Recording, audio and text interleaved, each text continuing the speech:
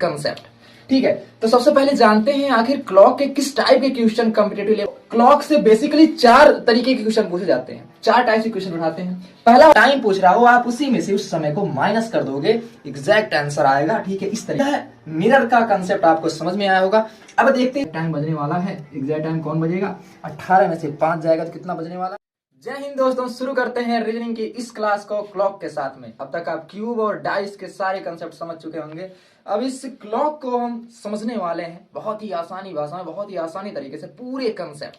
ठीक है, तो सबसे पहले जानते हैं आखिर क्लॉक के किस टाइप के क्वेश्चन कॉम्पिटिटिव लेवल एग्जाम में या किसी भी एग्जाम में, जिस एग्जाम में क्लॉक से क्वेश्चन आते हैं, किस टाइप के क्वेश्चन पूछे जाते हैं।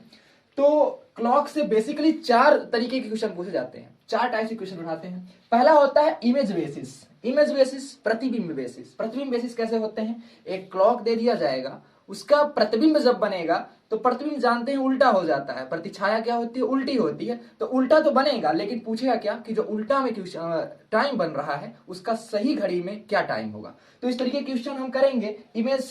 तो बेसिकली हम जानते हैं कि 4 तरीके के क्वेश्चन पूछेगा क्लॉक, इससे बाहर कहीं नहीं जाने वाला। इमेज पहला हो गया प्रतिबिंब का। दूसरा हो गया एंगल। क्लॉक में जो टाइम होता है तो उसमें पूछ लेगा कि मिनट और घंटे की सुई के बीच का टाइम एंगल कितना बन रहा है। सेकंड मिनट, सेकंड घंटे की सुई, मतलब सुइयों के बीच का जो एंगल बनता है वह पूछने वाला है इसमें। तो टाइम, टाइम क्या दे देगा कि एंगल पूछ के टाइम पूछ सकता है। ठीक है, और चौथा हो गया इरर, मतलब टाइम गलत देगा, मतलब गलत टाइम चल रहा होगा, आपको बताना होगा कि जिस टाइम से वो गलत चले से घड़ी का जो सेल होता है ना, जब डाउन हो जाता है तो घड़ियां स्लो स्लो चलने लगती है। बिल्कुल ऐसा नहीं है कि घड़ियां फास्ट चलती है, ऐसा नहीं होता, स्लो स्लो चलने लगती है। तो कुछ टाइम वो रुक रुक के चलती है, तो रुक जाती है, तो जो रुक रही है ना वही पूछेगा। जो इरर हो रहा है, शुद्धियां हो रही हैं, तो एक्चुअली जो टाइम आज 12 बज रहा है तो बजना कितना चाहिए था, बस इस प्रकार के क्वेश्चन पूछेगा। ठीक है, तो बहुत ही आसानी तरीके से हम करने वाले हैं। तो शुरू करते हैं यहाँ पे पहले इमेज से। Number 1 concept image. ठीक है, प्रतिबिंब। प्रतिबिंब किन किन चीजों पर प्रतिबिंब बनता है। एक तो हम सीधे खड़े हैं, प्रतिबिंब बन सकता है सीधे। दूसरा नीचे प्रतिबिंब बनता है। ठीक है, तो सीधे मतलब दर्पण में। पहला हो गया दर्पण में जब प्रतिबिंब बनता है। देखिए ये रही घड़ी, आपको घड़ी दिख रही होगी, अच्छी बनी है। ये रही घड़ी, ये रहा दर्पण, और दर्पण में घड़ी का प्रतिबिंब बन रहा है। तो जब प्रतिबिंब आप दर्पण में देखोगे ना घड़ी का, तो इस तरीके से दिखेगा। कहने का मतलब आप देख रहे हैं बिल्कुल घड़ियां उल्टी हो गई है, बिल्कुल आप यहाँ पे देख रहे हैं जहर तरीके से उल्टी गई है। मतलब ये रहा घड़ी और ये रही इसकी उल्टी घड़ी। ठीक है, तो इसमें क्वेश्चन कैसे बनता है कि रहे देखो सीधी घड़ी है ना, यहाँ पे 9 बजता है, यहाँ पे 3 बजता है। आप देख रहे होगे कि यहाँ 9 की जगह पे 3 बज रहा है, उल्टी घड़ी में 9 की जगह 3 बज रहा है। तो यही पूछेगा कि एक 3 बजने वाली घड़ी, जिस घड़ी में 3 बज रहा है, जब उसका मिरर इमेज बनेगा तो उस इमेज में कितना टाइम हो रहा होगा। तो आप देख रहे हो यहाँ पे 3 बज रहा है ना, तो वही 3 मिरर में 9 बजेगा, सिंपली यहाँ पे 9 ही होगा। तो इसमें बता सकते हैं। तो ऐसे ही हम इसके बेसिक तरीके आप समझ चुके होंगे दर्पण में किस तरीके के इमेज बनते हैं। इसको करने का एक छोटा सा ट्रिक होगा, छोटा सा फार्मूला होगा, जिसके तरीके से आप बहुत ही आसानी से करोगे। ठीक है, और दूसरा देखिए क्या होता है, हमने क्या कहा कि इसका सीधा इमेज पूछता है, मतलब इसके नॉर्मल इमेज क्या बन रहा है, ये रही घड़ी, 12 का तो 12 बजेगा। आप देख रहे हो 12 का भी उल्टे मिरर में जो है 12 ही बजेगा, 6 का भी 6 ही बजेगा, ये नहीं बदलने वाला। लेकिन जो 12 और 6 के इधर वाले टाइम है उधर पहुंच जाएंगे, और उधर के जो टाइम है इधर पहुंच जाएंगे। कहने का मतलब 3 इधर आया ना, 3 इधर होना चाहिए था, 3 इधर ही होता ना, 12 1 2 3, और इधर 9 होना चाहिए था।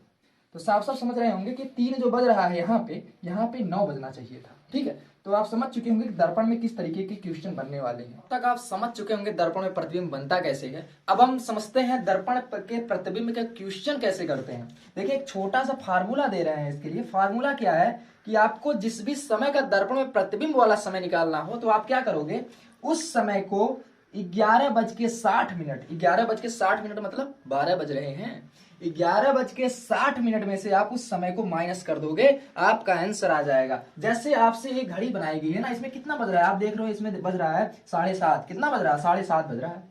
तो मैं कहा एग्जाम्पल के रूप में 7:30 ले लेते हैं। 7:30 बज रहा है, जबकि प्रतिबिंब में देखो ऐसा बजेगा, ये रहा रियल वाला, प्रतिबिंब बज रहा है ऐसा। प्रतिबिंब कितना बज रहा है, देखो भाई यहाँ पे 7:07 बज रहा है, यही 7 वाला देखो सुइया इधर है, घूम गई।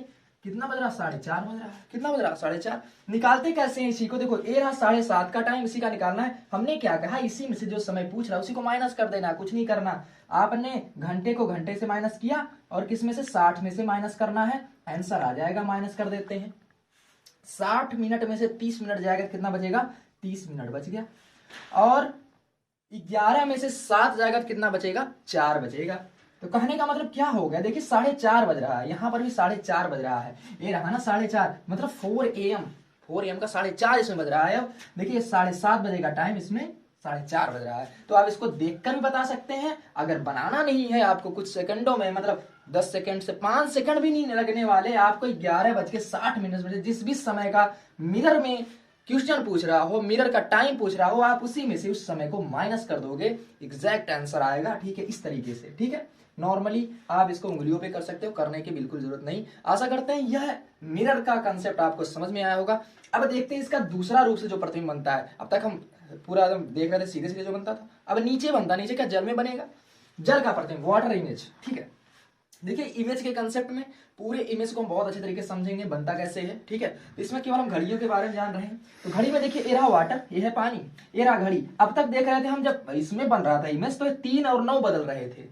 अब क्या बदलेंगे, ये 12 और 6 बदल जाएंगे। देखो ये 6 है, 6 देखो उल्टा हो गया, ये 12 देखो नीचे चला गया। ठीक है, तो ये रहा वाटर इमेज। वाटर इमेज में देखिए 9 का 9 बना हुआ है, बिल्कुल 9 नहीं चेंज हुआ, और 3 का 3 बना हुआ है। ठीक है, लेकिन 12 का देखिए 6 बज गया, 6 का 12 बज गया। कहने का मतलब यदि पूछ लिया जाए कि एक वास्तविक घड़ी में 6 बज रहा है, तो इसका वाटर इमेज में कितना टाइम होगा, तो आप कहोगे 6 बजेगा जब, तो वाटर इमेज में तो 12 बजता है ना, 6 यहाँ 12 बजता है, तो आप क्या बोलोगे, सीधे 12 बजता है। कितना बज जाएगा, 12 बज जाएगा। ठीक है, तो हम अब निकालते हैं इसको करने का फार्मूला। देखिए इसको फार्मूला कैसे बनाएंगे हम, इसमें से नॉर्मली क्या करने वाले हैं, आप क्या करोगे, यदि भी जिस भी फार्मूला लिख लीजिए इसका, कि जिस भी इमेज का आपको पूछ रहा है, इमेज में पूछ रहा है, तो आप क्या करोगे, इसका फार्मूला देखिए, फार्मूला है। तो इसके लिए एक छोटा सा फार्मूला क्या होगा, अब तक आपने इस मिरर के लिए जैसा देखा 11:60 से माइनस कर रहे थे, अब इसमें आप फार्मूले में क्या करोगे, 18:30। 18 का बजता मतलब 6:30 में से,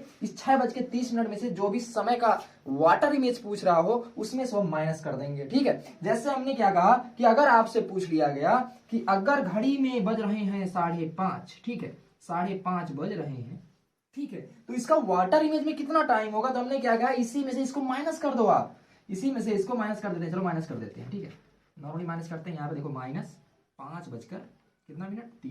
ठीक है, 5:30 हो रहे हैं, तो इसका मिरर में इमेज कितना बनेगा, 30 में से 30 जाएगा तो 0 बज गया। भाई एग्जैक्ट टाइम बजने वाला है, एग्जैक्ट टाइम कौन बजेगा, 18 में से 5 जाएगा तो कितना बजने वाला है, 18 में से जब आप 5 घटाओगे कितना बजेगा, 13। कितना बजने वाला है, 13 बजने का मतलब 1 बज रहे हैं। कितना बज रहा है, 1 बज रहे हैं, यह रियल टाइम आ गया। ठीक है, तो इस तरीके से आप वाटर इमेज, मिरर बहुत ही अच्छे तरीके से समझ में आया होगा। ठीक है, तो आशा करते हैं कि अगर आपको यह समझ में आए, जैसे रिपीट करके भी देख सकते हैं वीडियो को। ठीक है, तो आशा करते हैं आपको यह इमेज वाला कंसेप्ट घड़ी में बहुत ही आसानी तरीके से अच्छे से समझ आ चुका होगा।